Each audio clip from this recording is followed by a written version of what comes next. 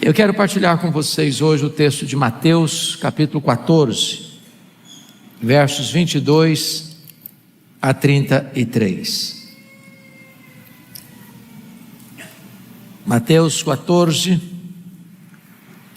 22 a 33. Esse texto diz assim: Logo a seguir compeliu Jesus os discípulos a embarcar e passar adiante dele para o outro lado, enquanto ele despedia as multidões. E despedidas as multidões, subiu ao monte a fim de orar sozinho. Em caindo a tarde, lá estava ele só. Entretanto, o barco já estava longe, a muitos estádios da terra, açoitado pelas ondas, porque o vento era contrário.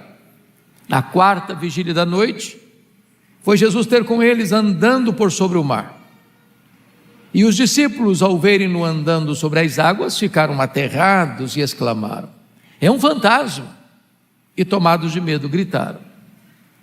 Mas Jesus imediatamente lhes disse: tende bom ânimo, sou eu, não temais. Respondendo-lhe Pedro, disse: se és tu, Senhor, manda-me ir ter contigo por sobre as águas. E ele disse: vem. E Pedro, descendo do barco, andou por sobre as águas e foi ter com Jesus. Reparando, porém, na força do vento, teve medo, e começando a submergir, gritou: salva-me, Senhor! E prontamente Jesus, estendendo a mão, tomou e lhe disse: homem de pequena fé, por que duvidaste? Subindo ambos para o barco, cessou o vento. E os que estavam no barco o adoraram, dizendo: verdadeiramente és filho de Deus. Amém. Bom, o contexto desta passagem revela-nos dois episódios na vida de Jesus. Primeiro, a Bíblia diz que ele estava numa fase tão intensa do seu trabalho, para atender às demandas múltiplas das multidões que o procuravam, que ele não tinha tempo para comer. Não tinha tempo para comer. Não bastasse isso, o segundo ponto é que Jesus recebe uma trágica notícia. O seu precursor, João Batista, acabava de ser assassinado de maneira crudelíssima, arrancado da masmorra maquerosa às margens do Mar Morto e degolado por ordem de Herodes Antipas. Diante desses dois fatos, diz a Bíblia que Jesus toma uma decisão: sair com seus discípulos para um lugar ermo, para um tempo de descanso. Diríamos hoje, para uns dias de férias. Férias não é luxo, é necessidade. Mas houve um furo de imprensa, a notícia vazou. E quando eles chegam no local, diz a Bíblia, que a multidão já estava lá, aguardando Jesus. E Jesus olha para aquela multidão, compadece-se dela, porque eram como ovelhas sem pastor, e passou a ensinar a multidão a curar os seus enfermos. Quando o dia já estava prestes a declinar-se, os discípulos, do topo da sua pretensa sabedoria, sentiram-se no direito de dar conselhos a Jesus. E eles chegaram para Jesus e disseram: mestre, tem muita gente aqui. Eram 5.000 homens, além de mulheres e crianças, em torno às 12.000 pessoas. O dia está ficando tarde, a noite vai chegar. Esse lugar é ermo. Aqui não tem padaria, aqui não tem supermercado, e tem mais, não tem dinheiro também para comprar comida para tanta gente. Então o senhor quer um conselho? Manda esse povo embora. É a decisão mais sábia a tomar. E diz a Bíblia que Jesus então coloca-os numa situação mais embaraçosa ainda, quando diz assim: dai-lhes vós mesmos de comer. Bom, mas agora eles estão encrencados de fato, porque já estava tarde, não tinha lugar para comprar comida, não tinha dinheiro para comprar comida. Eles tinham um orçamento de 5 pães e 2 peixinhos para uma despesa de 12.000 pessoas para comerem. Bom, mas o que o homem não pode fazer, Jesus faz. Ele multiplica os pães, multiplica os peixes, entrega para os discípulos para que eles servissem a multidão. E é depois desse fato que começa o nosso texto, porque está escrito logo a seguir. Logo a seguir o quê? Logo a seguir os episódios que estamos acabando de relatar. Logo a seguir compeliu Jesus os discípulos a embarcar e passar adiante dele para o outro lado, enquanto ele despedia as multidões. Mas aqui o texto requer perguntas. Por que Jesus obriga, compele, força, constrange os discípulos a sair do local? Por que Jesus não permite que os discípulos fiquem com ele, despedindo as multidões? Por que Jesus tira os discípulos de cena? Do que Jesus estava protegendo os discípulos? Mateus não responde essa pergunta. Mas a resposta está em João capítulo 6, texto paralelo deste, versículo 15. Porque lá somos informados que quando a multidão foi alimentada, esta multidão vem para arrebatar Jesus e constituí-lo rei. Ou seja, um Messias político, um Messias que atenderia apenas às suas necessidades imediatas: pão, cura, alívio. E Jesus não queria que os seus discípulos fossem expostos a essa agenda perigosa, tentadora, de olharem para ele apenas como um operador de milagres. De fato, Jesus fez milagres. Ele curou os enfermos, ele alimentou os famintos, ele purificou os leprosos. Mas esses milagres tinham um propósito de reafirmar sua messianidade. Mas a razão precípua da vinda de Jesus ao mundo foi para morrer pelos nossos pecados e ressuscitar para a nossa justificação. Então Jesus não quer que os discípulos sejam tentados por essa visão de olharem para ele apenas como um operador de milagres e não como redentor. A grande pergunta é: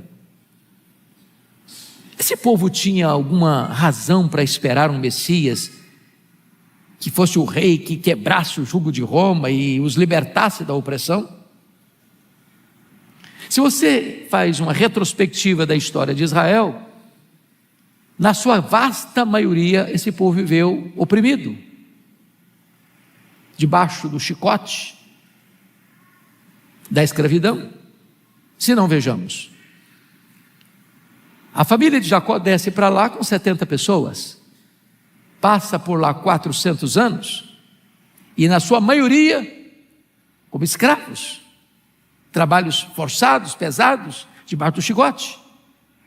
Deus tira esse povo de lá.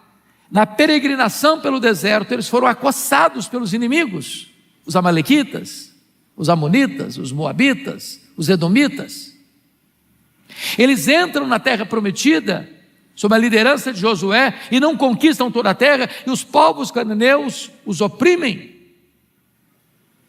Quando Josué morre com os anciãos, entramos num longo período chamado período dos juízes, 330 anos, onde na maioria desse tempo Israel viveu debaixo de muita opressão dos inimigos, dos povos vizinhos que vinham e confiscavam seus bens, confiscavam suas terras, saqueavam as suas lavouras, traziam tantos problemas para eles. Então pediram um rei, se inaugura a monarquia, e o primeiro rei de Israel tomba em campo de batalha, vencido pelos inimigos, os filisteus. Depois da morte de Salomão em 931 a.C., por inabilidade política do seu filho e sucessor Roboão, o reino de Israel é rasgado, e 10 das 12 tribos seguem a liderança cismática de Jeroboão I, que teve 19 reis, 8 dinastias, 209 anos, até 722, na maioria desse tempo oprimido pelos inimigos. E a Síria vem e leva o povo para uma escravidão, para um cativeiro. As duas tribos do sul, Judá, prevalecem um pouco mais, porque tem reis piedosos também governando. Mas em 586, a Babilônia conquista a cidade de Jerusalém, destrói a cidade de Jerusalém, queima o templo de Salomão e leva o povo embora para 70 anos de cativeiro. A Babilônia caiu, Mas Israel ficou escravo do Império Medo-Persa. O Império Persa caiu, Israel ficou escravo do Império Grego. Alexandre o Grande morreu, Israel ficou sob o domínio dos Ptolomeus do Egito, dos Seleucidas da Síria. Em 63 a.C., Pompeu conquista esse território, agrega ao Império Romano. Israel está debaixo do tacão do poderoso Império Romano. Portanto, o israelita tinha essa expectativa de que o Messias pudesse ser um Messias político, que viesse quebrar o jugo de Roma. Essa expectativa foi nutrida até no coração dos discípulos de Jesus, até depois da ressurreição. Quando perguntaram para Jesus, ao falar sobre a promessa do Pai, vai ser nesse tempo que o Senhor vai restaurar o reino a Israel? Então, pulsava no coração desse povo essa esperança. Mas Jesus não veio para ser um Messias político. O reino dele não é geográfico, não é político, é o domínio dele no seu, no meu, no nosso coração. E Jesus não queria que os discípulos fossem expostos a essa tentação, por isso os tirou de cena, compeliu-os a embarcar e atravessar para o outro lado. Bom, já que as férias foram frustradas, o mínimo que os discípulos esperavam é que pudessem voltar em paz para casa. Isso não aconteceu. Eles estão navegando por ordem de Jesus, e se você conhece a região, é uma viagem de no máximo 1 hora, e eles saíram, era dia ainda, e eles estão nas 3 horas da madrugada, no epicentro da tempestade, no miolo da crise. E aqui começam as nossas lições, as lições do texto. E a primeira lição do texto que eu gostaria de compartilhar com vocês é que mesmo quando você anda com Deus e faz a vontade de Deus, você ainda está sujeito às tempestades da vida. Elas são inevitáveis, elas são imprevisíveis, elas são inadministráveis. Nós não estamos blindados. Nós não vivemos numa estufa, nós não vivemos numa redoma de vidro. A nossa vida não se desenrola num jardim grinaldado de flores. Há crentes piedosos enfrentando a luta de um câncer. Há crentes piedosos que saem para viajar e enfrentam um acidente grave.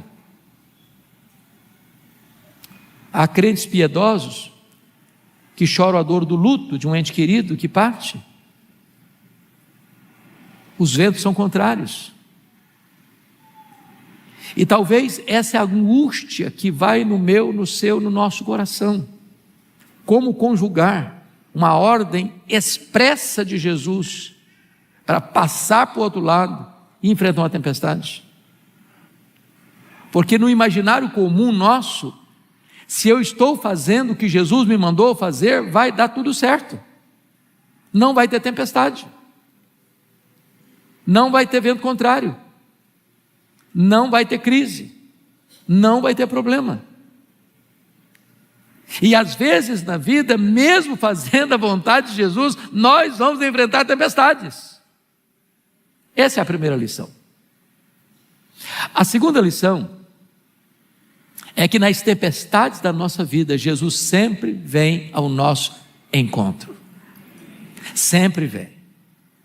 Agora preste atenção. Ele não vem no nosso tempo e nem do nosso jeito. Ele não se submete aos imperativos da nossa agenda. Ele vem no seu tempo, do seu modo, com o seu soberano propósito. Às vezes parece-nos demorado demais. Eu imagino. Para os discípulos que estavam naquele barco frágil, enfrentando uma borrasca, uma tempestade, já passando das 3 horas da madrugada, com muito medo, com muito pânico, com a morte mostrando a carranca para eles, eles estavam pensando, será que o socorro não chega? Você que está orando há mais de 1 ano, há 5 anos, há 10 anos pela conversão de alguém, e o coração dessa pessoa está mais endurecido. Você que está orando pela cura de uma pessoa, da sua família ou da sua própria cura, e o tempo passa, e os anos chegam, e a doença se agrava. Talvez você diz: meu Deus, até quando? Mas Ele vem, sempre vem. Não no nosso modo, não do nosso jeito, mas no seu tempo, no seu kairos, dentro do seu propósito. Às vezes, pastor Rafael, nós corremos o risco de fazermos como Naamã. Lembra do general Naamã? Ele estava lidando com a lepra, e é informado que tem um profeta em Israel, que cura as pessoas enfermas, e ele leva uma grande comitiva para Israel, com muitos presentes, e na minha visão, ele escreveu a liturgia do culto da sua cura. Ele queria do seu jeito,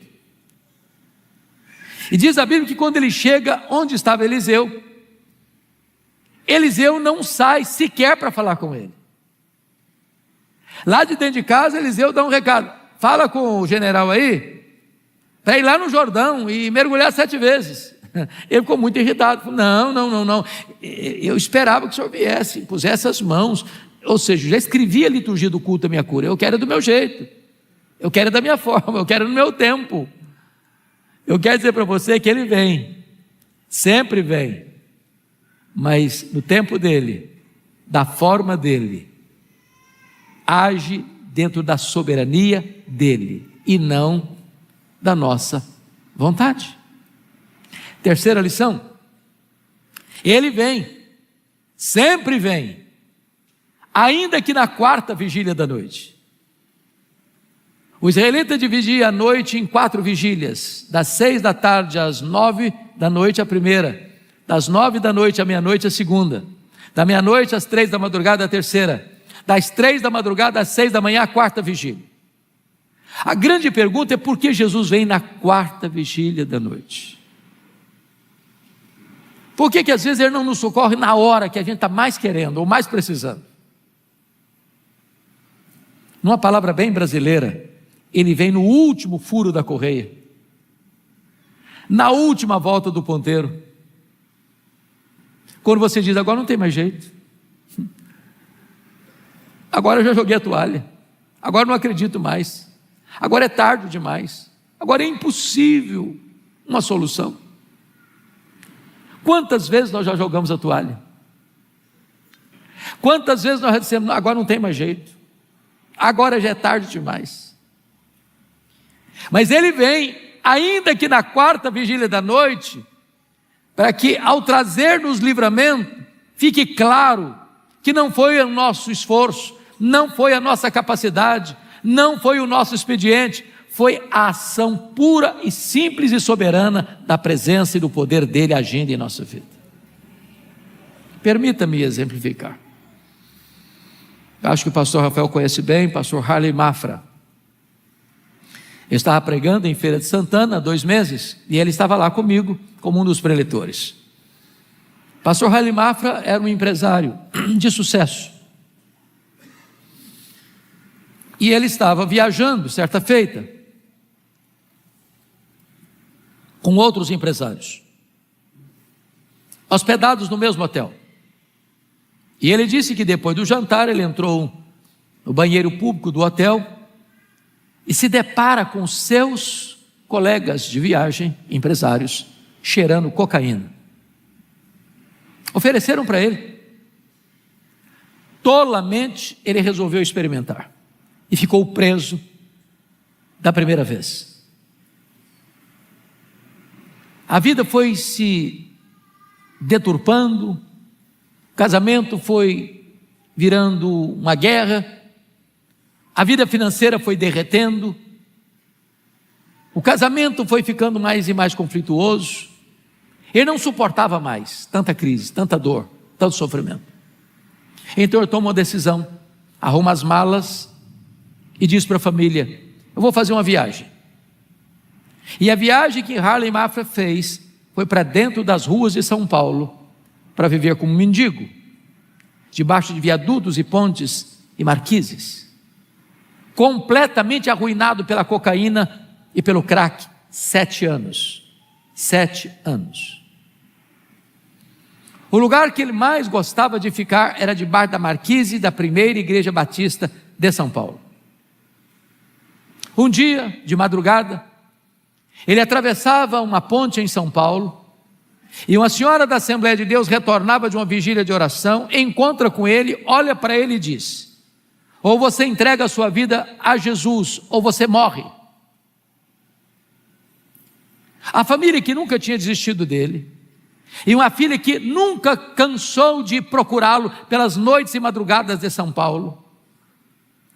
Quando ele atravessa a ponte e entra numa praça, a menina, sua filha, passa de carro em frente à praça, olha, observa, torna a olhar, reconhece, é o papai. Sai do carro, abraça o mulambento, sujo, mal cheiroso, põe no carro. 7 anos de luta em clínicas de recuperação. E Deus restituiu a Harley Mafra a sua sanidade mental, a sua saúde física, o seu casamento, a sua família, as suas finanças, e a igreja que ele dormia debaixo da marquise, hoje ele é um dos pastores dessa igreja. Jesus chegou na 4ª vigília da noite na sua vida e o restaurou, porque para Jesus não tem causa perdida, para Jesus não tem vida irrecuperável, para Jesus não tem casamento sem solução, para Jesus não tem pecado que ele não possa perdoar. Jesus pode todas as coisas, e ele chega ainda que na 4ª vigília da noite. Mas em quarto lugar, Jesus sempre vem, e quando ele vem também andando sobre o mar. Ele não vem de uma maneira convencional. E por que ele vem andando sobre o mar? Ele vem andando sobre o mar porque o mar era exatamente aquilo que ameaçava os discípulos. As ondas chicoteavam o barco frágil dos discípulos. Era aquilo que ameaçava os discípulos, era aquilo que era maior que os discípulos. Ele vem andando sobre o mar para dizer o seguinte: o que é maior que você está literalmente debaixo dos meus pés. Aquilo que ameaça você está debaixo dos meus pés. Aquilo que você não consegue resolver está debaixo dos meus pés. Aquilo que conspira contra você está debaixo dos meus pés. Eu sou maior do que os seus problemas. Jesus está aqui hoje. E talvez você esteja enfrentando uma grande tempestade. Talvez você tenha sido vencido por esses ventos contrários, por essas ondas revoltas. Talvez você já perdeu o rumo da vida. Talvez o seu barco já não segue mais o seu comando. Mas Jesus acaba de chegar na sua história, ainda que na 4ª vigília da noite. E hoje ele chega pisando em cima dos seus problemas, porque ele é maior que os seus problemas. Ele sempre vem. E quando ele vem também para clarear a nossa mente confusa. Porque notem, devia ser uma noite muito escura, e de repente um relâmpago abre um facho de luz na escuridão da noite, e eles olham e enxergam uma cena estranha, inusitada, alguém caminhando sobre as águas, e eles concluem logo: é um fantasma. Uai, mas aqueles homens eram crentes, e ainda acreditavam em fantasmas? Pasmem vocês, há crentes que ainda hoje acreditam em fantasmas. Há crentes que ainda hoje não saem de casa sem ler o horóscopo. A pergunta é: por que aqueles homens acreditavam em fantasmas? Vejam vocês que aqueles discípulos, exceto Judas Iscariotes, que era lá do sul da Judéia, todos os outros eram galileus, lá do norte. A Galileia, naquela época, era a região mais povoada. Tinham 204 pequenas cidades e aldeias, cercada de povos gentílicos, de povos pagãos. E, inclusive, era chamada de Galileia dos gentios. E aqueles povos eram povos místicos, acreditavam em tantas crendices. Tanta é verdade, que em Mateus 16, logo a seguir ao nosso texto, Jesus está lá no extremo norte da Galileia, lá nas fraldas do Monte Hermon, lá em Bânias, onde nasce o rio Jordão. E Jesus ali faz uma enquete com os seus discípulos, perguntando assim: quem dizem os homens ser o Filho do Homem? E eles responderam: Senhor, uns dizem que tu és João Batista, outros dizem que tu és Elias, outros dizem que tu és Jeremias, outros dizem que tu és alguns dos profetas. Mas para um pouquinho. O João Batista já está morto. O Elias não morreu, mas foi arrebatado aos céus. O Jeremias já está morto. Os outros profetas de Deus também já estão mortos. Ué, mas como dizer que Jesus, que está aqui vivo, foi alguma daquelas pessoas que já morreram? Que negócio é esse? É que já naquela época se acreditava no que se chama de metempsicose, de transmigração das almas, mais conhecido por nós de reencarnação. Então, eles estavam influenciados ainda por essa cultura sincrética, por esse misticismo tosco. Agora preste atenção nisso. Quando a teologia está errada, ela produz tormento, desassossego, confusão, perturbação. O que traz paz e o que liberta é a verdade. Conhecereis a verdade e a verdade vos libertará. Jesus vem para dissipar as trevas da mente, para clarear o coração, para trazer a verdade num mar de confusão. Ele sempre vem. Mas ainda, o Senhor Jesus vem para acalmar o coração, porque Ele disse para os discípulos assim: tende bom ânimo, sou eu, não temais. É curioso que há 2 relatos de tempestades nos evangelhos. O primeiro deles em Marcos 4, 35 a 41, e o segundo, esse aqui que estamos considerando. Lá no primeiro relato, primeiro Jesus acalma a tempestade para depois acalmar os discípulos.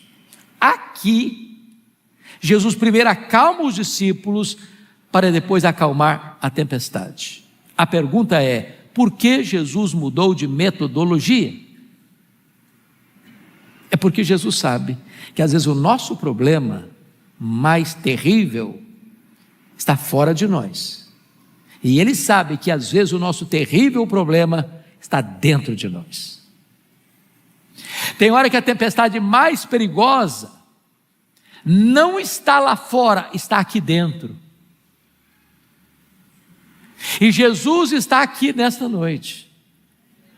E Ele conhece a sua tempestade fora, e Ele conhece a sua tempestade de dentro.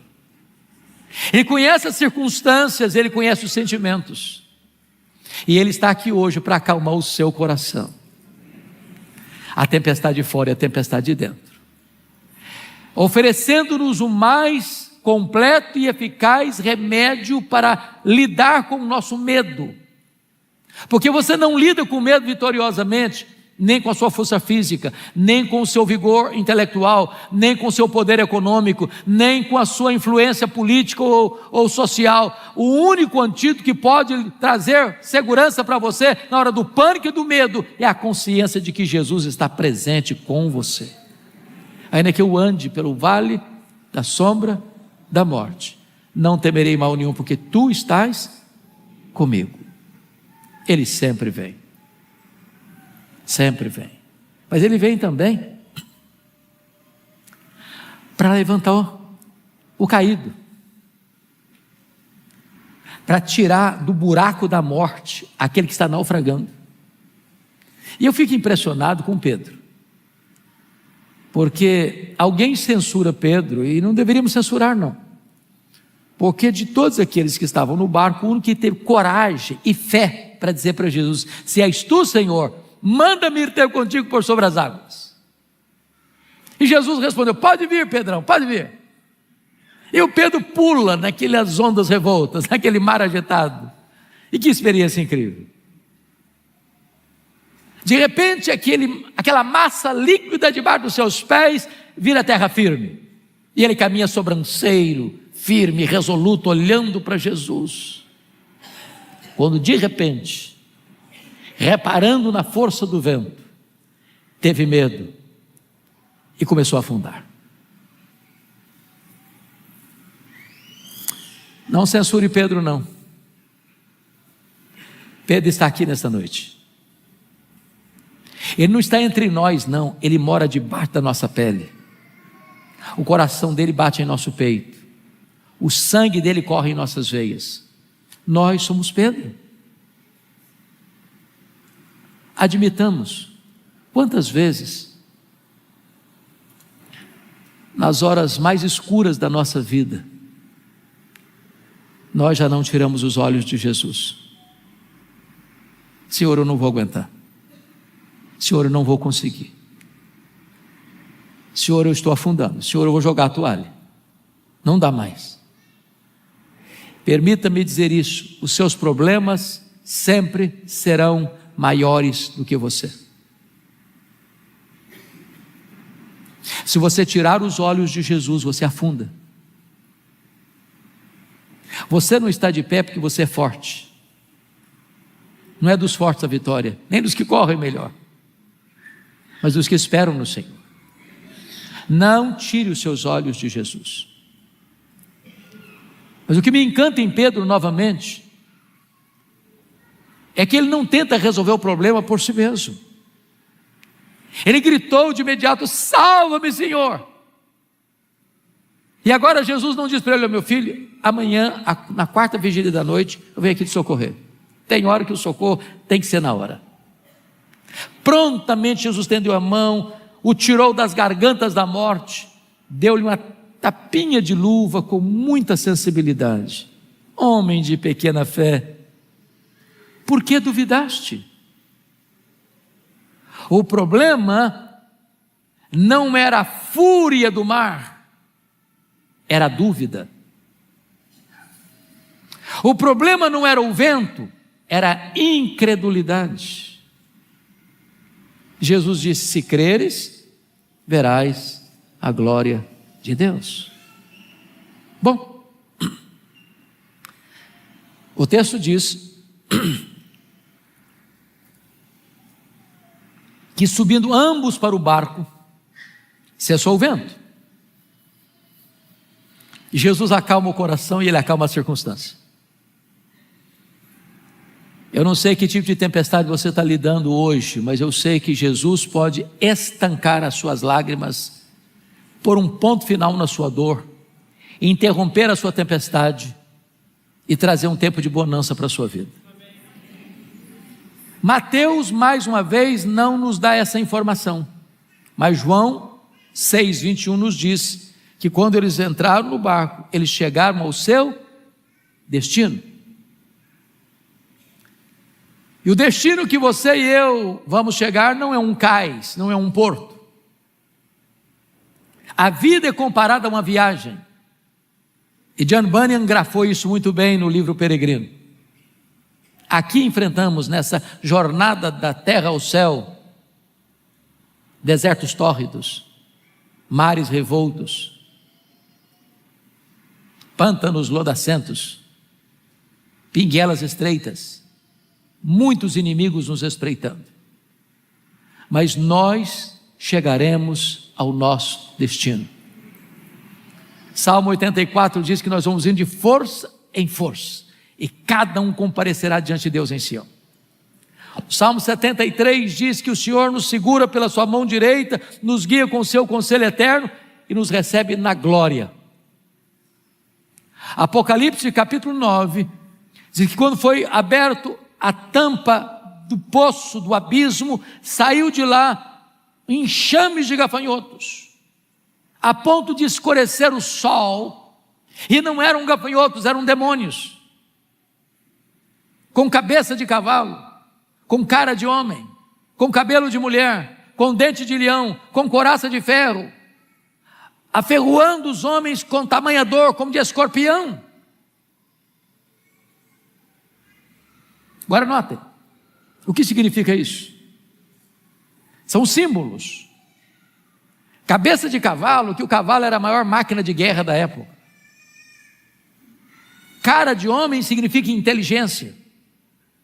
Cabelo de mulher, referindo-se aos cultos pagãos, as mulheres soltavam os cabelos e dançavam alucinadamente em rituais sensuais, sensualidade. Dente de leão, destruição. Couraça de ferro, esses seres malignos não podem ser vencidos com armas convencionais. Atormentar como escorpião é que esses inimigos, os demônios, vêm infligir nos homens uma dor terrível, às vezes nem física, às vezes emocional, às vezes moral, às vezes espiritual. Agora preste atenção, esses seres malignos saem para atormentar os homens, exceto aqueles que têm o selo de Deus sobre a sua vida.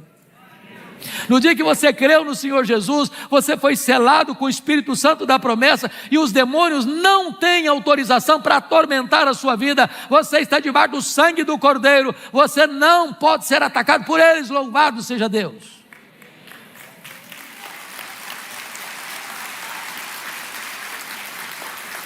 Apocalipse capítulo 13 diz que o mundo inteiro, as nações e os povos vão adorar o anticristo. Preste atenção nisso, todas as nações, todos os povos vão adorar o anticristo, exceto aqueles cujos nomes estão escritos no livro da vida do Cordeiro.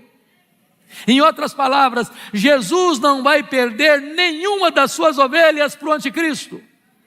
Nenhum dos seus tenros cordeirinhos ficará nas mãos do anticristo. Todos aqueles que creram em Jesus, todos aqueles que foram lavados no sangue do Cordeiro, todos aqueles que estão protegidos pelo Senhor, cujo nome estão escritos no livro da vida, todos eles estarão salvos e seguros nos braços do divino pastor, e dos braços do divino pastor ninguém pode arrebatar você. Nós todos chegaremos ao nosso destino, e a nossa pátria, como cantamos aqui, é o céu. O nosso lar é o céu, e é para lá que estamos indo. Bom, e eu quero encerrar levando vocês ao último versículo do texto, versículo 33.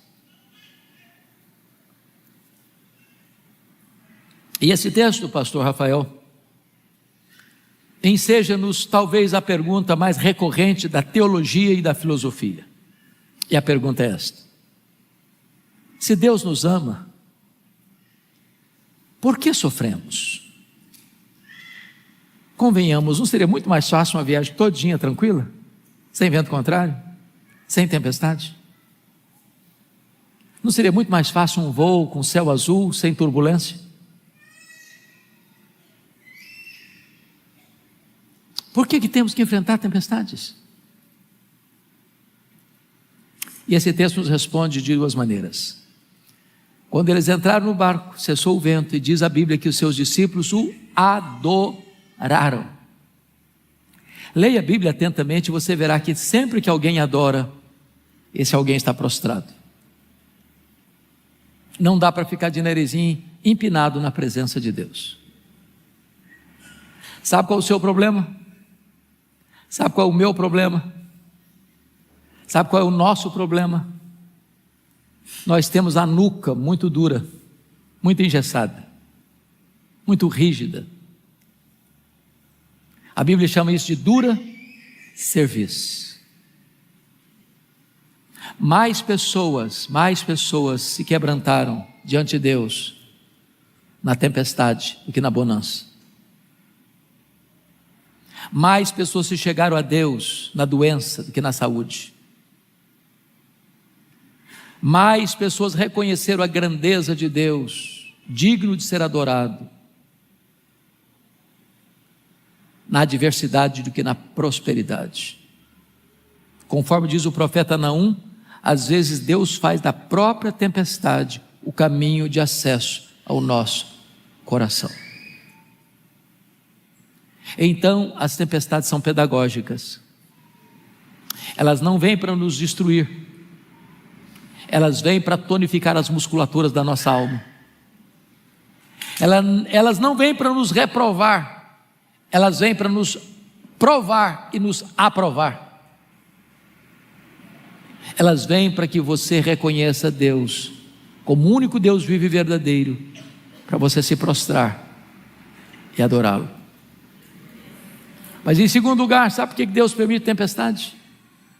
O texto termina dizendo que os discípulos disseram assim: verdadeiramente és filho de Deus. Ora, mas aqueles discípulos já sabiam disso. Eles já sabiam disso. Eles já tinham visto tantas vezes Jesus fazer milagres na vida de tanta gente. Eles viram Jesus curar os coxos, eles viram Jesus dar vista aos cegos, eles viram Jesus dar voz aos mudos, eles viram Jesus dar audição aos surdos, eles viram Jesus purificando os leprosos. Jesus fez milagres provando a sua divindade. Mas agora Jesus fez na vida deles, na vida deles, na vida deles. E eles dizem: verdadeiramente és filho de Deus. Qual o propósito aqui? O propósito é que Deus não quer que você tenha uma fé de segunda mão. Deus quer que você tenha a sua própria experiência com Ele. Permita-me ilustrar e eu encerro. Às vezes nós somos como Jacó. Vocês lembram do Jacó? Traiu o irmão, enganou o pai, teve que fugir de casa às pressas, porque o irmão tinha o jurado de morte. E às vezes ele fica pensando que o Jacó era um adolescente inconsequente, que vivia na barra da saia da mãe. Mas sabe quantos anos tinha Jacó quando saiu de casa? 77 anos, solteirão. Há esperança para você, viu, jovem? Fica calmo. 77 anos.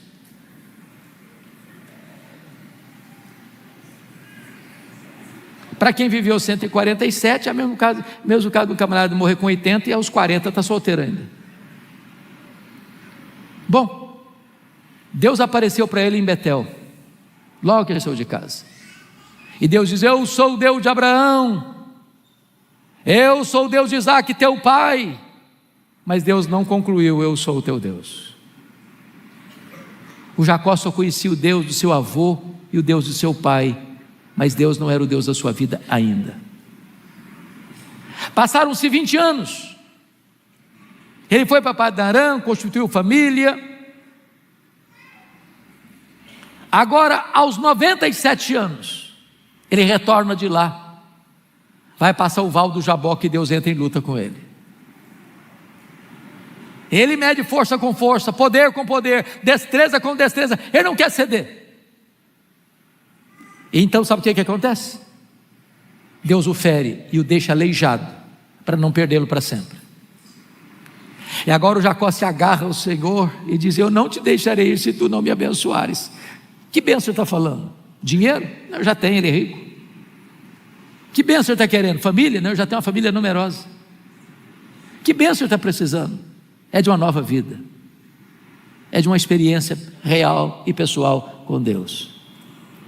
E ali a Bíblia diz que ele viu a Deus face a face, e a sua vida foi salva.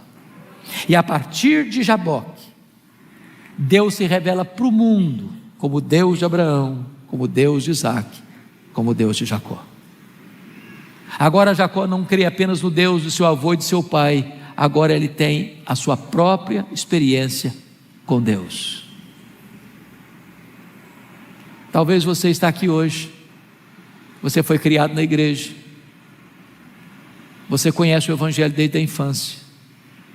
Talvez você, como Jacó, conhece apenas o Deus do seu avô, o Deus do seu pai, mas hoje Deus quer que você tenha a sua própria experiência com Ele, para você dizer: verdadeiramente tu és o Filho de Deus.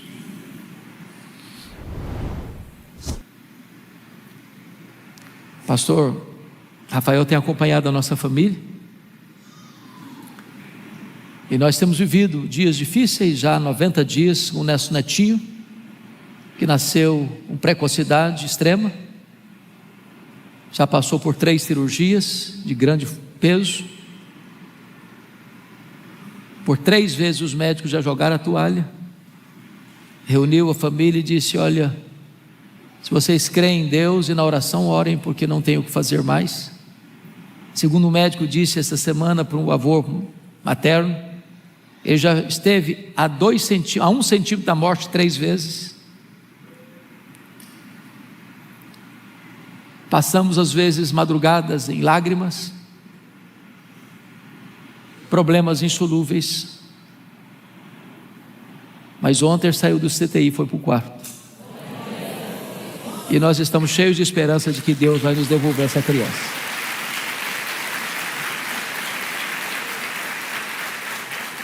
Deus tem nos ensinado, Deus tem nos consolado, Deus tem acalmado a tempestade da nossa alma.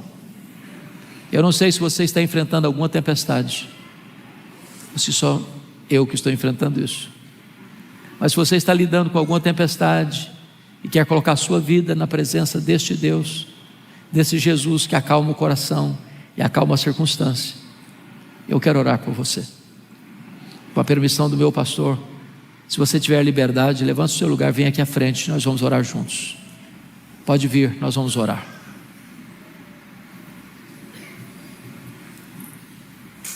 O Senhor que acalma a tempestade chega aqui nesta noite.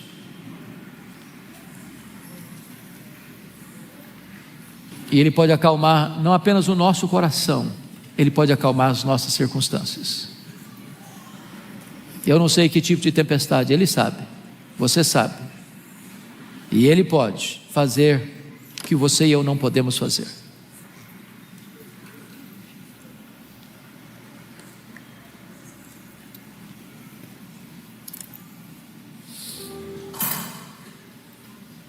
Deus está neste lugar, irmãos, porque Ele é o mesmo ontem, hoje, para sempre o mesmo.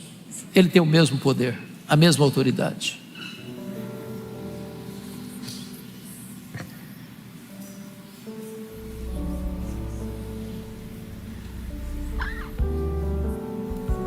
Apresente a Ele a sua causa. Talvez você tenha um diagnóstico difícil, mas Jesus pode reverter isso. Talvez você está numa luta no seu casamento e Jesus pode restaurar isso. Talvez você lida com angústia na alma, um problema se arrasta há anos. Já é a 4ª vigília da noite na sua história e Jesus pode acabar de chegar na sua história. Ah, Senhor, nós estamos na Tua presença. E nós cremos que não existe acaso, existe propósito. Se estamos lidando com a tempestade é porque Tu tens um propósito. E o que nós te pedimos, Deus, é que Tu venhas nesta noite acalmar o nosso coração, acalmar o vendaval da nossa vida, a conduzir-nos em segurança ao nosso destino, a dar-nos uma experiência mais profunda contigo. Portanto, abra os olhos do nosso coração nesta noite, toca a nossa vida nesta noite, glorifica o Teu nome aqui nesta noite. Que haja salvação nesta casa, que haja libertação nesta casa, que haja cura nesta casa. Tu és o Deus de milagres, Tu és o Deus de promessas. Manifesta o Teu poder nesta noite, neste lugar. Que o nosso coração se renda e Te adore. Que os nossos lábios se abram para proclamar a Tua grandeza e a Tua majestade. Que diante das lutas, Deus, que nós não conseguimos resolver por nós mesmos, Tu chegues na nossa história, andando sobre os nossos problemas, aquietando a nossa alma, acalmando as circunstâncias, trazendo bonança para a nossa vida. Visita cada coração aqui presente, restaura a nossa sorte. É o nosso clamor e a nossa oração, no nome que é sobre todo nome, o doce nome de Jesus, o nosso Salvador. É no nome dele que oramos. Amém e amém. Deus abençoe, amados. Deus abençoe a todos.